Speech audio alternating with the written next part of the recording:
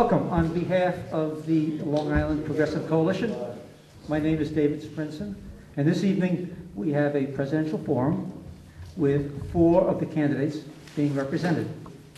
First will be the speaker on behalf of Democratic candidate Barack Obama, and that will be John Cooper, who was the majority leader of the Suffolk County Legislature, and he is the Long Island campaign chair for the Obama campaign. The second will be Chris Garvey, who was run for many offices around. I debated Chris Garvey, I think, once when he ran for governor. In fact, that was many years ago.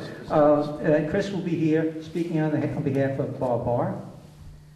Third will be Roger Snyder, who was the chair of the Green Party of Suffolk County. I remember when he was working at the print shop about 45 years ago, that we used to produce all of our stuff. And Roger will speak on behalf of Cynthia McKinney.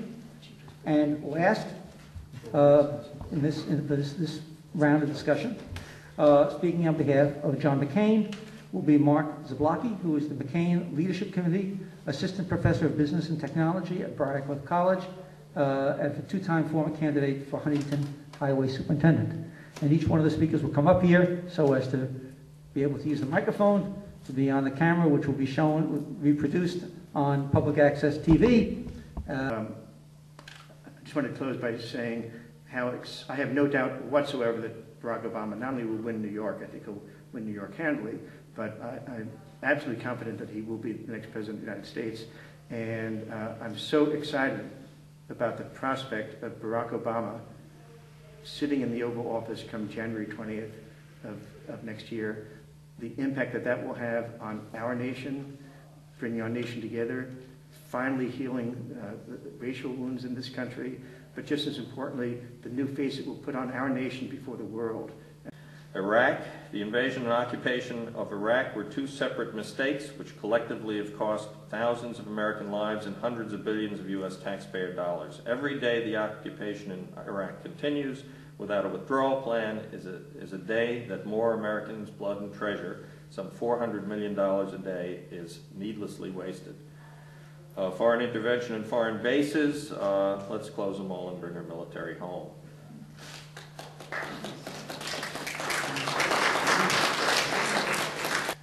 Monetary policy, the Federal Reserve is a secretive and unaccountable organization that dominates monetary policy, regulates financial institutions, and increasingly intervenes in economic markets. Congress must insist on accountability and transparency in the Federal Reserve's operation, while reconsidering the Fed's almost total control over the money supply. Of course, Ron Paul had a slightly simpler position: abolish it. Okay. And third, speaking on behalf of the Green Party's candidate, Cynthia McKinney, is Roger Snyder, chair of the Long Island Green Party. And when I have run for office, I would watch the debates, say the News 12 debates, the televised debates, and I always notice when there's a Green Party candidate in the debates change. I'd watch all of the debates, and where we'd run candidates, what would be addressed would be changed, how would be addressed would be changed. Things came up that were, in the other debates, were never even touched on. And for me, that's rewarding, that you have an effect, even if your candidate doesn't win. Just being there makes a difference. I'm here, I'm a white guy from Long Island who's representing a African-American woman from Georgia, so I'll pull some stuff out in her voice, and it might sound funny, but, you know, we'll go with that. One other point I want to make, sometimes I'll refer to Democrats and Republicans in particular, and really I mean the Democratic Party and Republican Party. I mean, my extended family is mostly Democrats and Republicans. You know, I have good friends of Democrats and Republicans. You know, the story, it's people make a change. Unfortunately, institutions don't want to change. The question would be, why consider Cynthia McKinney? Some people feel the votes don't count for lack of election integrity. Some people want to see an end to the war. That hasn't happened despite a Republican president and a Democratic majority in Congress. Some people mourn the loss of civil rights. You have different people that have reached the same conclusion, that the 2-party paradigm doesn't serve their interests anymore. But instead of withdrawing from it, we say, let's change it. You know, it's a flawed, failed system, but Greens have thought through the process and how to make it work better. If you feel that something in your heart is structurally wrong with the limited choices you have in the two-party system, the time would be now to look elsewhere.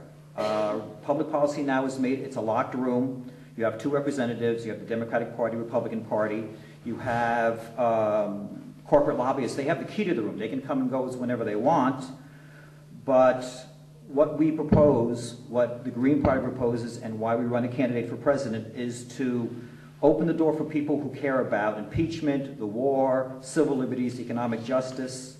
We want to pull up, we want to have a part of the conversations. You get different results and people won't feel as if they're marginalized. And different results was a phrase that came out from Cynthia McKinney, and I thought about it. Albert Einstein defined insanity as doing the same thing over and over again, expecting different results. The two-party system, sticking with it is insane, because you're going to get the same results, and we're not happy with those results.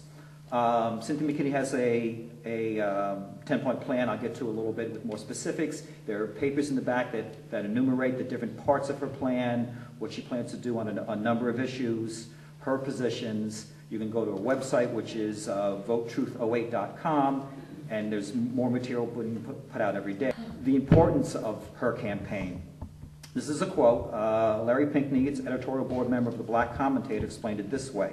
He quote, Sister Cynthia McKinney has both the credibility and the capacity to truly excite the people in substantive versus superficial fashion, and can inspire people to see that they themselves, we ourselves, are the only viable solution to Republicans and their flawed and corrupt electoral system.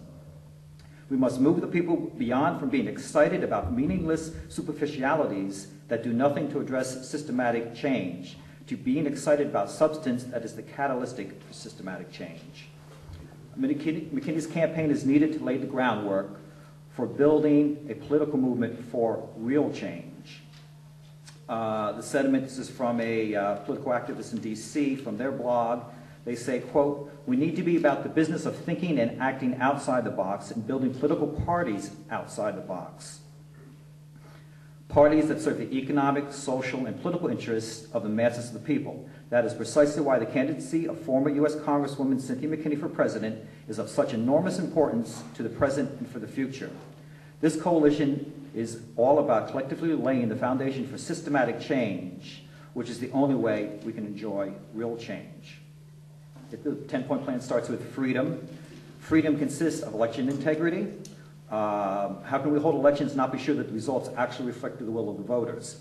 If you can't even be sure who you're voting for is going to win, or who the majority of people voting for is going to win, then there's no point in participating. And unfortunately, too many people feel that way. We also want to have voter choice, which is why we're interested in running third parties. And if you notice, a number of the third parties have actually gotten together and said, we will work together on what we have in common is to promote voter choice. We want civil liberties, repeal the Patriot Act, the Secret Evidence Act, the Military Commissions Act, other legislation that rolls back bedrock civil liberties.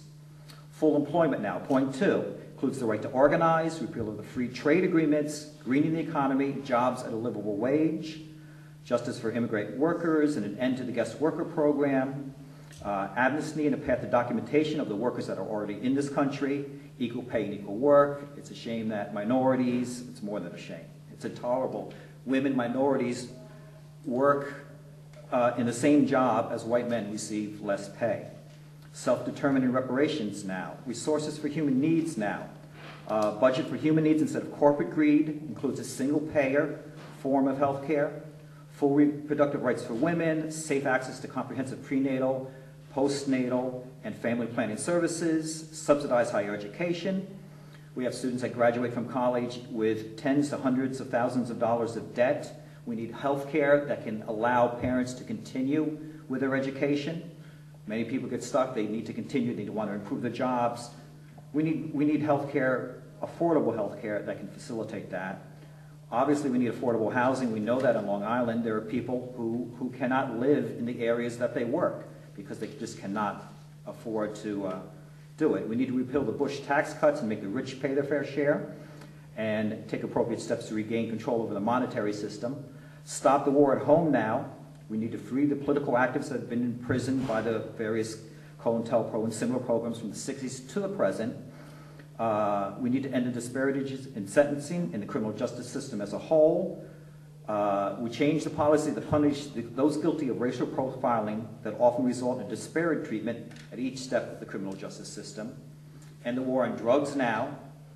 The war on drugs provides cover for U.S. military intervention in foreign countries. Militarization is used to put down protest movements in countries like Mexico, Colombia, Peru, Ecuador, others. And we need a budget that is focused instead on prevention and treatment, and prisons for profit now, and the privatization of prisons and prison health care services, and the racism that serves as an engine for growth of this profit-driven industry, and prison labor schemes that are little more than corporate subsidies and provide little training or rehabilitation for inmates. Race and class must not serve as the primary determinants of punishment, and of course, ending the death penalty. Environmental protection, we call for the protection of the environment in recognition that we've got to green our lifestyle in this country. We need to do more to reduce waste. Workers should not be exposed to toxic conditions. We want renewable energy. We don't want nuclear energy. You know, working with David, working on Long Island for years, we spent years closing all the plants on Long Island. And look at either the Democratic or Republican candidate, they're both pro-nuke, and they receive a lot of their money from the nuclear industry. We proclaim that war is not an acceptable energy policy.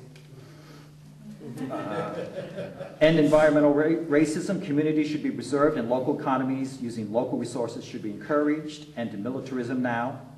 Point 9. U.S. troops stationed in more than 100 countries around the world must come home now. Homeless veterans must be kept off the streets and cared for. We must keep the promise that we made to the veterans for health care for a full lifetime. We want military recruiters out of our schools, off our campuses. We need to end the funding for war, the products for war, preparation for war, intelligence for war, and funds used to destabilize other countries or to maintain or expand U.S. military presence at home and abroad. And point number 10, peace now. Two parties of the corporate rule are not offering the vision of peace and partnership. We must reject the policies of political and economic destabilization that we witness played out on the African continent, Latin America, in the Caribbean, Muslim world, and in Asia. End all wars and occupation by U.S. forces, including Iraq and Afghanistan. Institute a Department of Peace. We need a complete renunciation of the preemptive war doctrine. We need to respect the right of all peoples to self-determination. Sadly, the Bush-Pelosi war policy is a formula for endless global conflict, deterioration of the rule of law among nations, and a growing impoverishment, indebtedness, and evisceration of civil liberties at home, and that has to stop. Thank you very much.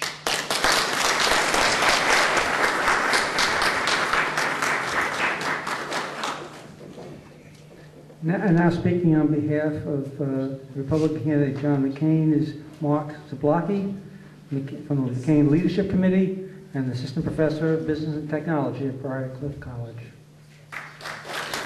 So what happened and why did we end up there for a period of 4, 5, 6 years? What occurred essentially was this. The Saddam regime fell rather quickly. We all know that. It was a matter of weeks. At the same time, concurrent with that, Osama bin Laden put out words in several of his messages, videotaped and audio taped messages, that Iraq was now the center of the struggle. And jihadis from literally all over the Middle East began to flow in. That became the second war. That was an asymmetrical war. Were mistakes yet made? Absolutely. Paul Bremer made several. But first of all, and I have a lot of respect for Roger Snyder, and much of what he laid out for the Green Party actually is Senator Obama's position. But just one brief comment, and I'm going to leave it. Opposition to the fighting the war in Afghanistan. Give me a break.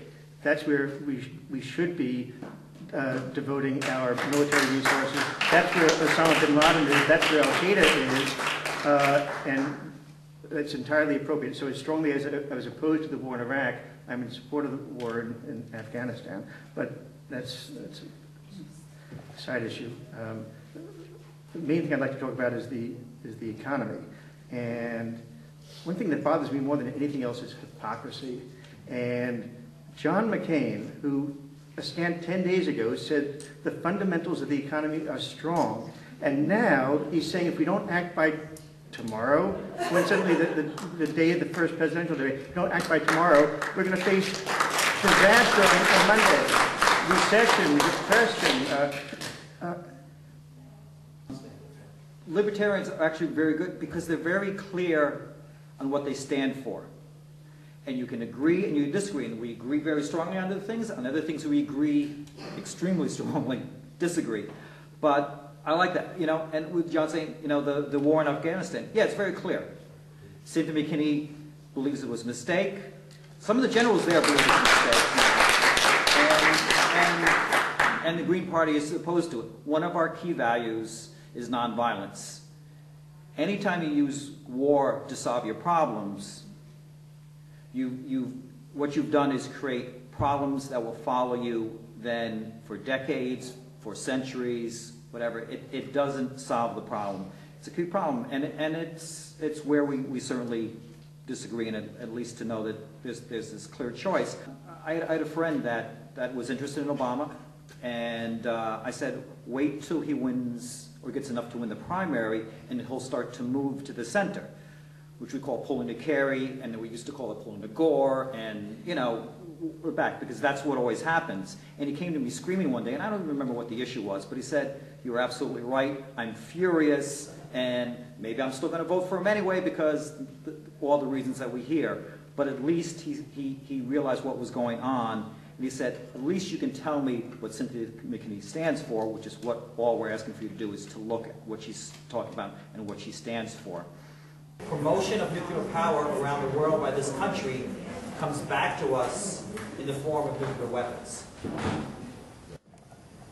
There are bad guys in the world, and there are people that are trying to destroy our country, to destroy our democracy. Osama bin Laden is one of them. Gaddafi was one before.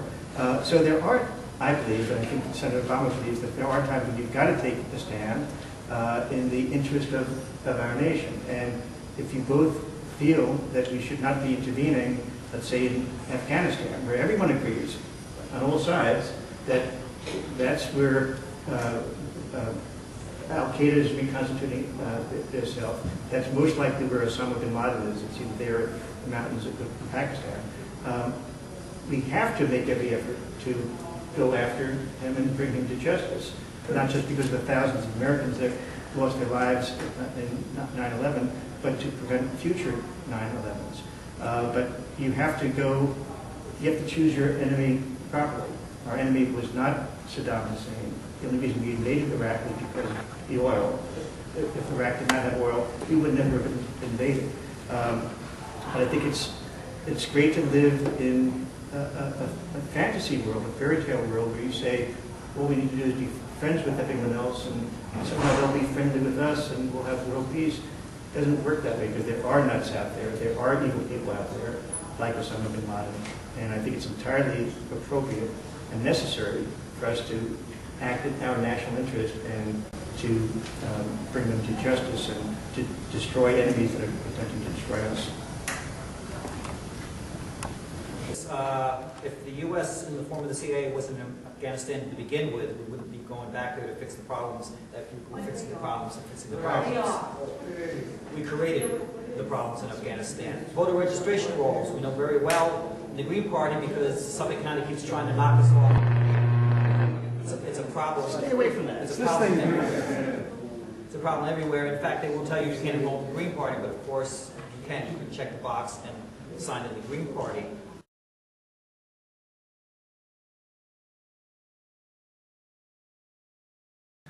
Ron Paul, on the 17th, did a press release on the earlier bailouts, and I'll just read from his own website.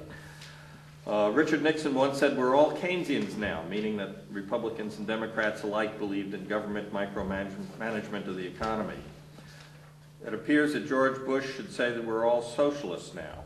He explained that the government has taken over the insurance giant AIG with an $85 billion loan for which it received an 80% equity stake in the company. In other words, the federal government will now own and run one of the nation's largest insurance companies. This administration, supposedly devoted to free markets and fiscal responsibility, has bailed out the housing industry, the quasi-government mortgage companies Fannie Mae and Freddie Mac, the investment house Bear Stearns, and the leading insurer. What's next, asked Barr. Well, that was 10 days ago, so now we know what's next, another $600 billion, perhaps $1 trillion. Moreover, the latest bailouts are being made in secret by the Federal Reserve. At least the housing and Fannie Mae bailouts came with congressional authority, if not understanding. However, no one voted to pour taxpayer funds into Wall Street, and no one voted for government to take over an insurance company.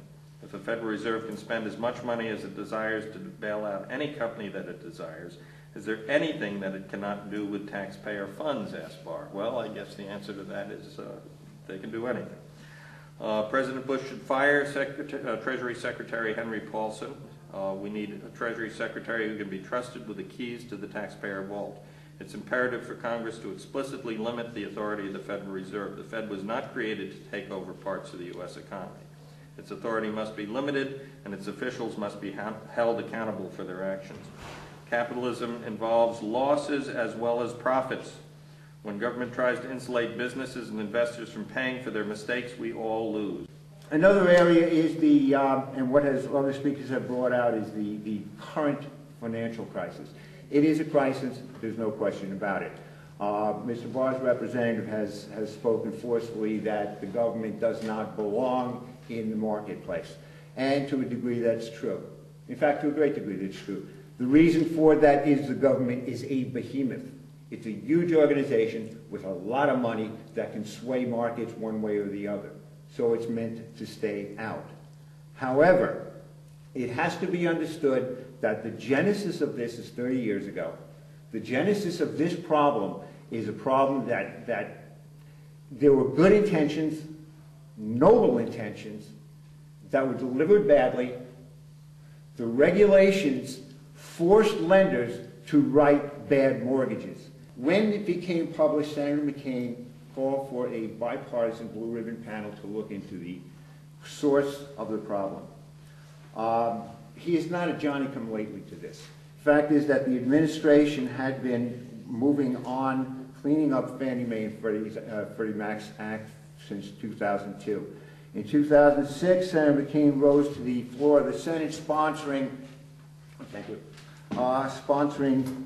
the Federal Housing Enterprise Regulatory Reform Act 2005, which was intended to clean up the accounting system that was being used. The unfortunate thing about it is that it did fail. But 2 years ago, he saw what was coming. The White House saw it. Actually, 6 years ago, there was no action on it.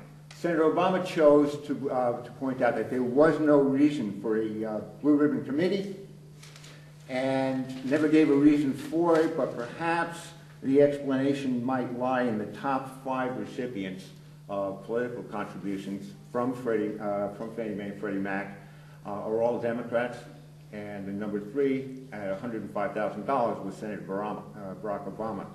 So perhaps that's where it came from. It is a complex issue, and I would be happy to discuss it with anybody that wants to follow the pathway. To be sure, individuals from both parties are involved in this up to their necks, but there is a need to examine why this happened and make certain it doesn't happen again. Thank you. The main thing I'd like to talk about is the economy. And one thing that bothers me more than anything else is hypocrisy. And John McCain, who a scant 10 days ago said the fundamentals of the economy are strong, and now he's saying if we don't act by tomorrow, when suddenly the day of the first presidential debate, if we don't act by tomorrow, we're going to face disaster on Monday, recession, depression. I think that at the end of the day, the overriding issue on the minds of voters when they go into the polls is going to be the economy. There was no bigger proponent of deregulation over the past 25 years than John McCain and Phil Gramm. It's not me saying this. Anyone, if you have a computer, Google it, and you'll see. Strongest proponent. Now for him to be leading the charge to regulate this industry, and when he fought against regulation all these years, is laughable, absolutely laughable. I don't know what the answer is on the bailout. There are a lot of people a lot smarter than me that are trying to come to terms with this right now.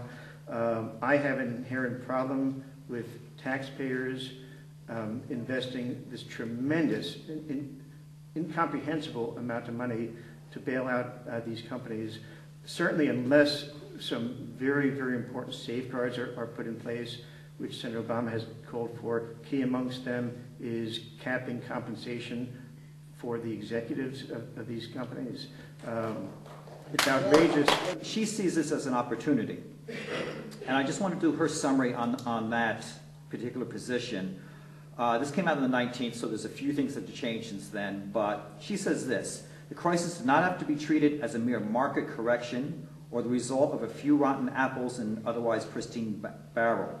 The crisis truly represents the opportunity to introduce fundamental change in the way the U.S. economy and its political stewards operate.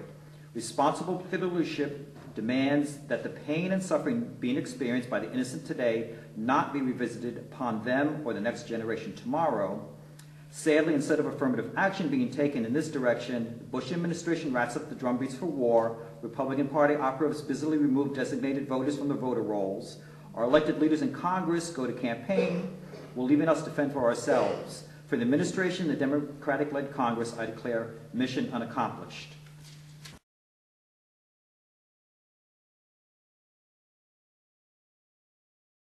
Just by way of response, yeah, Mr. McCain did say that the fundamentals of the economy are solid. That thought was echoed by Barney Frank 2 days later. There's a major difference between economic fundamentals, economic activity, and financial markets. One reflects the other. They do have points of intersection. The problem that's facing us right now with this current mortgage crisis, as it's being called, is that the impact isn't felt right now. 98% of the people in this country are paying their mortgages. 94% are working. There is trade, there is commerce, there is work. How many here have called their Congress people to voice their opinion of this bailout? A few. I have a paper on the back with 5 telephone numbers, and you should call each of those numbers tomorrow morning and tell them that you don't want this bailout to be a gift. You want it to be a loan. Let them pay it back. They've stolen the money from credit cards and everything else.